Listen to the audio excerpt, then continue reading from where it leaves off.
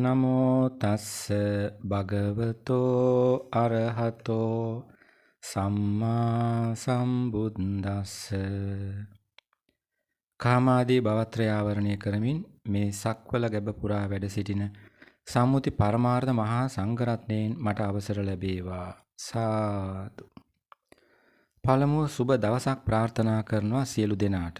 අද වන විට දේශන 5ක් බලපු අහපු නිසා අපේ පරමාර්ථය හොඳට මතකයි. පරමාර්ථය තමා විවාහ දිවිය සාර්ථක කරගන්නා අතරේ ලෝකෝත්තර සෙතද සලසා ගැනීම.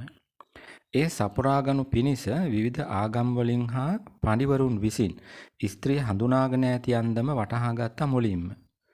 බටහිර විද්‍යාව පැත්තෙන් ස්ත්‍රිය හඳුනාගෙන ඇති අන්දම තමා නාලිකාවේ 6 වන දේශනය ලෙස අද ගන්නේ.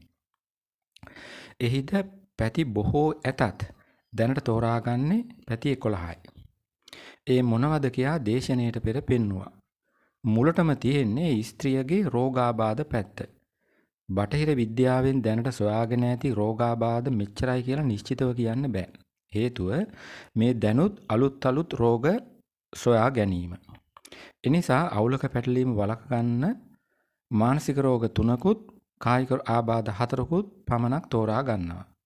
මානසික රෝගවල පළමුවෙන්න තමයි විෂාදය. ඉංග්‍රීසියෙන් ડિප්‍රෙෂන් කියන්නේ අන්න ඒක. මුලටම ඒක ගත්තේ කායික රෝග අතර සෙම්ප්‍රතික්ෂාව බහුල වනවා වගේ මානසික රෝග අතර විෂාදයත් එසේම බහුල නිසයි. විෂාදය මට්ටම් 3කින් යුක්තයි. වෛද්‍ය ප්‍රතිකාර ගන්න තරම් බරපතල නැති මට්ටම සුළු විෂාදය. ප්‍රතිකාර ගැනීම ආරම්භ කළ යුතු මට්ටම තමා මධ්‍යම විෂාදය. උපදේශනය වැනි වචන ප්‍රතිකාර ක්‍රම භාවිතය වැඩක් නැති හා ප්‍රතිකරල් වලින්ම මෙල්ල කළ යුතු මට්ටමට කියනවා බරපතල විෂාදය කියලා. ඉංග්‍රීසියෙන් minor depression, moderate depression, severe depression කියලා කියන්නේ ඔය තුනට. දැන් දේශනයට පෙර පෙන්නූ මූලාශ්‍රය එකට යමු.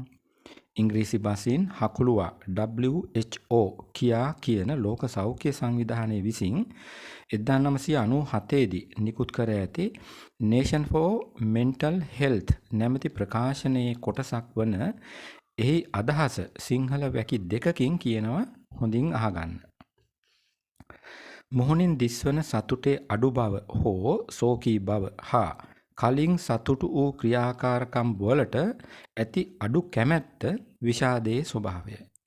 මේට ගොදුරු වන කාන්තා ප්‍රමාණය පිරිමිමෙන් දෙගුණයකි. ඔන්න ඕකයි විෂාදයේ පැත්තෙන් ස්ත්‍රිය ඉන්න පහත් තැන.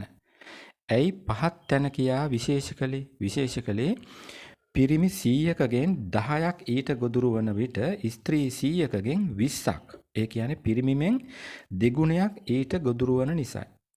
ඊළඟට සත්ව බීතිකාව කියන තත්වය ගමු.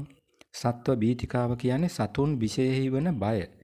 ස්ත්‍රීන් 100කගෙන් 95ක්ම සත්ව බීතියෙන් පෙළෙනවා.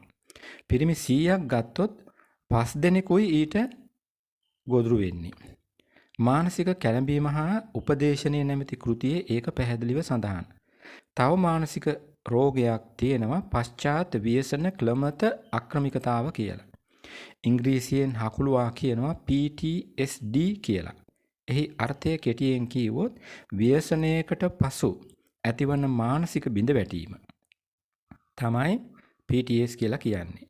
ඇමරිකානු අධ්‍යයනවලට අනුව පිරිමින්ගෙන් 1.2ක් වැනි අඩු ගණනක් ඊට ගොදුරු වන විට ස්ත්‍රීන් එමෙන් දෙගුණයකටත් වඩා ගොදුරු වෙනවා. ප්‍රතිශතය 2.7යි. ස්ත්‍රිය ඔය හඳුනාගත්තේ මානසික රෝග 3ක් පැත්තෙන්. දෙවනුවට ගන්නේ ස්ත්‍රීන්ටම ආවේනික කායිකාබාධ 4ක්. ඒ මොනවද කියලා ඇහෙන්න සලස්වනවා හොඳින් කන් දෙන්න. එක තමා පෙර ඔසප් පීඩනය. පශ්චාත් ආර්තවහරණ සින්ඩ්‍රෝමය 2. 3 පශ්චාත් ප්‍රසූති විෂාදය. 4 පියයුරු පිරිකා හා ගැබ්ගෙල පිළිකා. දැඩිව ලෝකය අල්ලාගෙන සිටීමේ මුලාව ප්‍රමාද වී හෝ වටහාගෙන මහලු වයසේදී හරි බණ භාවනා කරන්න හැදුවත් ස්ත්‍රියකට සිත එකඟ කරගන්න බැරි වීමට හේතුවක් මෙතන තියෙනවා. එය වටහා ගන්නත් එක්ක ඉහත කී ආබාධ 4න් මැද දෙක පැහැදිලි කරන්නම්.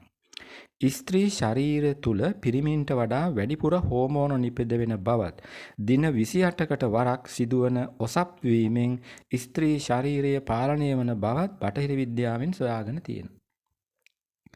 ආර්තව හරණය කියලා කියන්නේ චක්‍රානුකූලව සිදුවන ඒ ඔසප් වීම නතර වීමට. එවිට වැඩියෙන් නිපද වෙන හෝමෝන පිටවීම ගැටලු සහිතයි. ඒ ගැටලු මත උද්ගත වන සංකූලතා තමා පශ්චාත් ආර්තවහරණ සින්ඩ්‍රෝමය කියා නම් කරන්නේ. සහලක්ෂය කියාද කියන එහි හැටි මූලාශ්‍රය දෙකෙහි සඳහන්.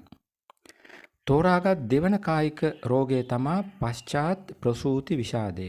ඒ කියන්නේ දරු ප්‍රසූතියකින් පසු ඇතැම් මවුරුන්ට ඇතිවන මානසික බිඳවැටීම. සෙසු දෙක ගැන අපි යමක් දන්නවනේ. දන්නවා කියා හිතා හිටියත් පියයුරු පිළිකා ගැන නොදන්න දෙයක් පෙන්වනවා බුදුදහමේ අගය වටහා ගන්නත් එක්ක. දේශනයට පෙර පෙන්වූ මූලාශ්‍රය 3 කියවලා බලන්න වැටහෙනවද කියලා. ඔය සියල්ලෙන් දුටුවේ රෝගාබාධ පැත්තනේ. ස්ත්‍රියකට ආවේනික හැකියා දෙකකුත් තියෙනවා. අපූර්වත්වයෙන් පිරි ඒ දෙක මෙහෙම නම් කරන්න පුළුවන්. එක තමා අවකාශ හැකියාව, පෙනීමේ හැකියාව දෙක. ඔය දෙකින් අවකාශ හැකියාව වටහා ගැනීමට තමා දේශනයට පෙර මූලාශ්‍රය 4 පෙන්වුවේ. ඒට අනුව අවකාශ හැකියාව කියන්නේ අප අවට පරිසරය හිස් අවකාශය මනෝමය වශයෙන් පරිකල්පනය කිරීමට. අයෝවා විශ්වවිද්‍යාලයේ බෙම්බෝ මොළය ඇසුරින් කර ඇති පර්යේෂණයකට අනුව ස්ත්‍රී ළමා මොළය ද්විමාන ලෙස සංජානනය කරන විට පිරිමි ළමා මොළය ඉන් ඔබ්බට යමින් ත්‍රිමාන ලෙස සංජානනය කරන බවත් එය අවුරුදු 4 පමණ සිට ස්ත්‍රී අයගේ වෙනස්ව වර්ධනය වන බවත් සොයාගෙන තියෙනවා. ඒ නිසා ස්ත්‍රීන්ගේ ඒ හැකියාව පිරිමින්ගේ තරම් පුළුල් නැතිලු. පිරිමින් තරමට පුළුල් වෙන්නේ ස්ත්‍රීන්ගෙන් 6% පමණ සුළු පිරිසක් බවත් සොයාගෙන තියෙනවා. ඔන්න ඔය නිසා තමා බොහෝ ස්ත්‍රීන්ට විස්තරයකට අනුව පාරවල් සොයාගෙන ගොස් යම් තැනකට යාගන්න බැරි. ඊළඟට පෙනීමේ පැත්ත.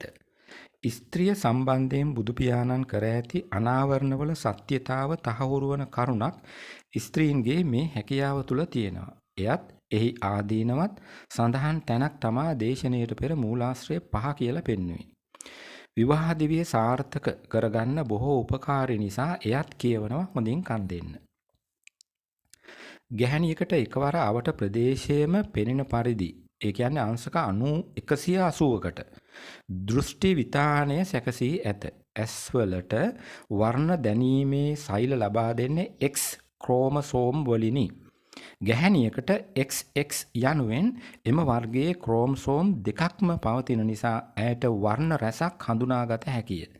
පිරිමියා XY වන නිසා ඔහුට ඇත්තේ X ක්‍රෝමසෝම එකක් පමණි. එනිසා පිරිමියා බොහෝ විට නිල්, රතු, කොළ වැනි මූලික වර්ණවලට සීමා වී කටයුතු කරයි.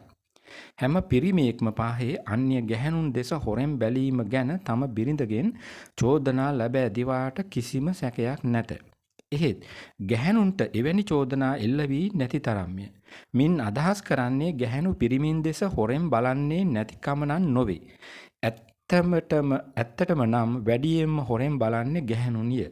ගැහැණුන්ගේ දෘෂ්ටිය වඩා පුළුල් පරාසයක විහිදී යන නිසා එසේ හොරෙන් බලන බවක් තම සැමියාට හසු නොවේ. ඔන්න ඕකයි ස්ත්‍රියගේ පෙනීමේ හැකියාව. පටිච්චසමුප්පාදය ගැන නුවණ ඇති අයට පහසුවෙන් වටහා ගත හැකි මෙවන් තැන් අවට ලෝකයේ සමග සැසඳිය හැක්කේ මෙලෙසිනි. ඇඳුමක් ගන්න යන ස්ත්‍රියක් කඩේ පුරා ඇති දේ ඇද දමා එකක් ගත්තත් ඒ ගැන තැවෙමින්ද කිසිත් නොගත්තොත් තෙහෙට්ටුවෙන්ද නිවසට එන හේතුව මෙහි නැද්ද? තියෙනවා. කුමකට හෝ ගෙදරින් පිටවන ස්ත්‍රියක් අරයා මෙහෙම බැලුවා, මෙයා රැව්වේ මෙහෙමයි වැනි චෝදනා නගාගෙන එන හේතුවත් ඔතන නැද්ද? තියෙනවා.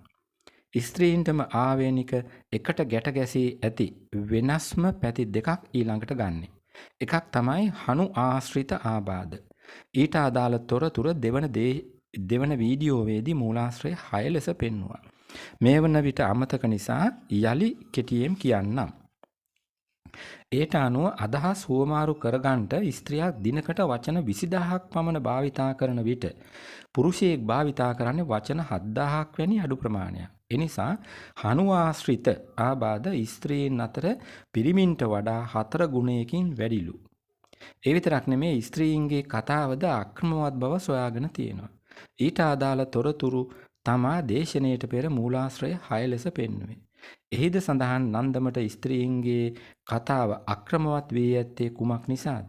එසේ වී ඇත්තේ විශේෂයෙන් දැකීමේ බැලීමේ හැකියාව වැඩියෙන් පිහිටීමේත් හැඟීම් බර බව වැඩියෙන් පිහිටීමේත් ප්‍රතිඵලයක් ලෙස ඇලෙන තැන වහා ඇලීම හා ගැටෙන තැන වහා ගැටීම නිසා යන්න නුවණැති අයට වැටහෙනවා. නුවණැති ඔබ පෙම්වතෙක් නම් ඔබේ පෙම්වතිය කොහොමද කියා වටහා ගන්න මේවා හොඳ අවස්ථා. දේශනයට පෙර ස්ත්‍රිය යනු කියා පෙන්වූ සාරාංශයට අනුව බටහිර විද්‍යාවෙන් සොයාගනිපු තවත් පැති 6ක් තියෙනවා වටහා ගන්න. ඒවා ඊළඟ දේශනයට තබා අද දේශනය මින් නිමා කරනවා. සියලු සත්වයෝ සුඛී සුවපත් වෙත්වා.